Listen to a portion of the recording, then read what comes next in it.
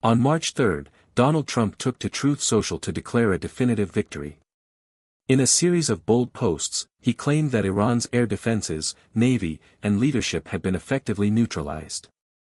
According to the president, the Iranian regime was desperate to negotiate, but he insisted it was already too late. Just 5 days into the conflict, the commander-in-chief announced a total military defeat of the Islamic Republic. The only problem was that it wasn't true.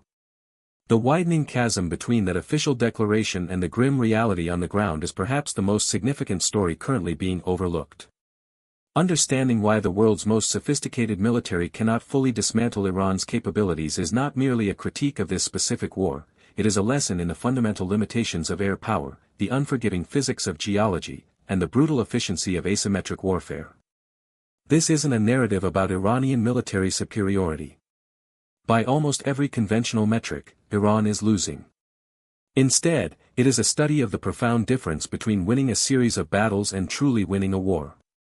To understand how we got here, we must look back to 2002, when an opposition group first revealed Iran's secret construction of 2 nuclear facilities. That revelation sparked 2 decades of shadow warfare, sanctions, cyber-sabotage, targeted assassinations, and diplomatic brinkmanship. Every move was downstream of a single, obsessive objective, preventing Iran from obtaining a nuclear weapon. However, that obsession hit a wall that bombs alone could not breach. Iran has been preparing for an inevitable strike since the early 2000s. Their nuclear architecture was built on one core principle: survivability. When your adversary possesses the world's most powerful air force and advanced bunker-busting munitions, you don't build on the surface. You go deep. You go into the mountains. The Fordo uranium enrichment facility, for instance, is buried roughly 80 to 90 meters beneath a mountain near Qom. Iranian engineers specifically calculated the maximum penetration depth of America's most powerful conventional bombs and built their bunkers well below that line, shielding them with multiple layers of reinforced concrete and solid rock. Unlike soil, solid rock transmits blast energy in a way that makes collapses significantly harder to trigger. When the U.S. debuted the GBU-57 Massive Ordnance Penetrator (MOP), Iran simply dug deeper. The facility at Isfahan, which houses 60% of Iran's near-weapons-grade enriched uranium, is buried so deep that it has entered the realm of the untouchable. During a classified briefing, America's top general was blunt with senators: the United States does not have the military capability to destroy it. He wasn't saying it would be difficult, he was saying the capability literally does not exist. Democratic Senator Chris Murphy echoed this sentiment following the briefing: some of Iran's capabilities are so far underground, we can never reach them. There's no American bombing capacity that can reach it. Consider the weight of that statement. After 15 years and billions of dollars spent developing a bomb specifically designed for this task, the U.S. deployed it against Fordo and Natanz in June 2025. Yet, the chairman of the Joint Chiefs had to admit to Congress that the weapon was useless against Isfahan. The bomb simply cannot reach that depth. An early assessment by the Defense Intelligence Agency suggested the strike failed to destroy core components, likely delaying the program by only a few months. It is even possible that Iran moved its enriched uranium before the payloads hit. Think about the scale of that operation: B-2 stealth bombers flying 36-hour round trips from Missouri, dropping the largest conventional bombs in existence with surgical precision on targets studied for over a decade. The result? A setback measured in months, not years. General Jack Keane later noted that because the storage areas were too deep for the MOP, the U.S. military was forced to focus on the tunnel entrances instead. This highlights the first reason a total military defeat is impossible: the primary strategic objective, the elimination of the nuclear program, cannot be achieved through the air. The most critical assets are in places physics won't allow a bomb to go. Trump can use words like obliteration, and his cabinet can claim resounding success, but the physics of geology is indifferent to press releases. The uranium remains in the mountain. Satellite imagery suggests that Iranian crews are already repairing collapsed tunnels at Isfahan, potentially recovering enriched material as we speak.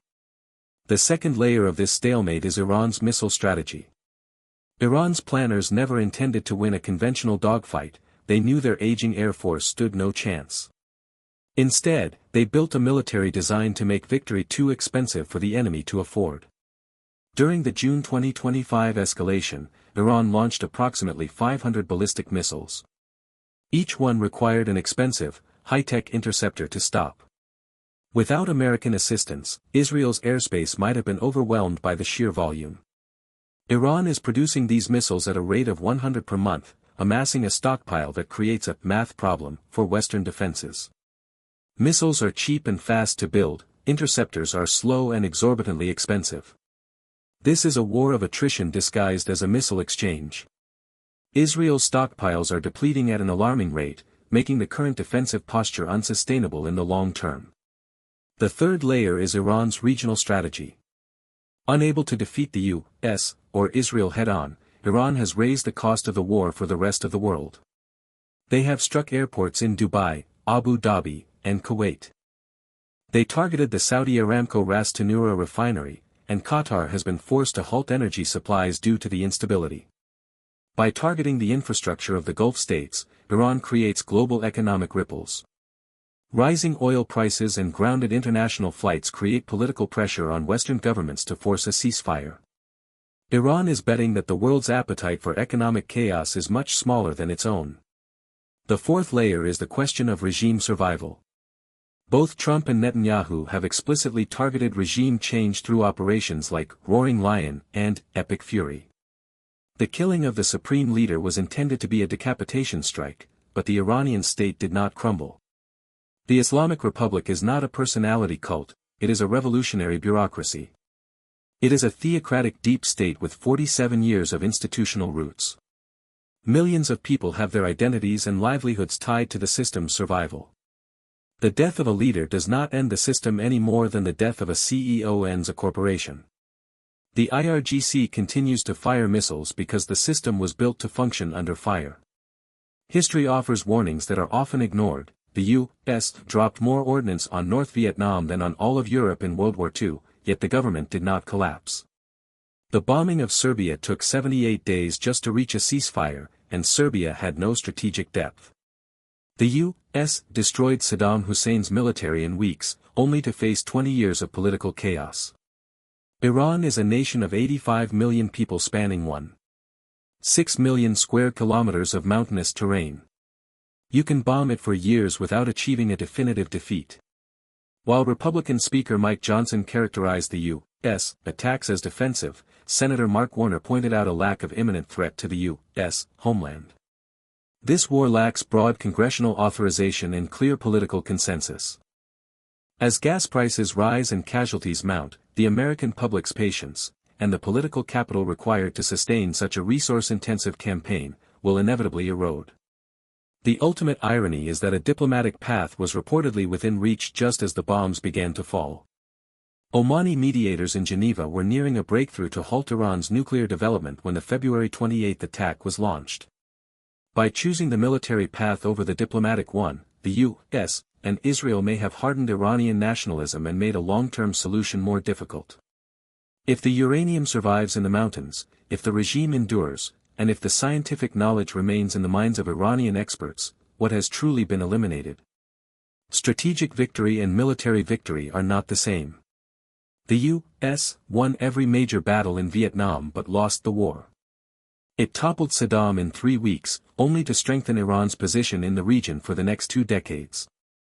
Winning this war requires a durable political settlement, not just a successful bombing run. You cannot bomb a country of 85 million people into submission without a ground invasion, an option for which there is no international support, no political will, and no viable military path. The uranium is still in the mountain. The knowledge is still in the minds of the scientists.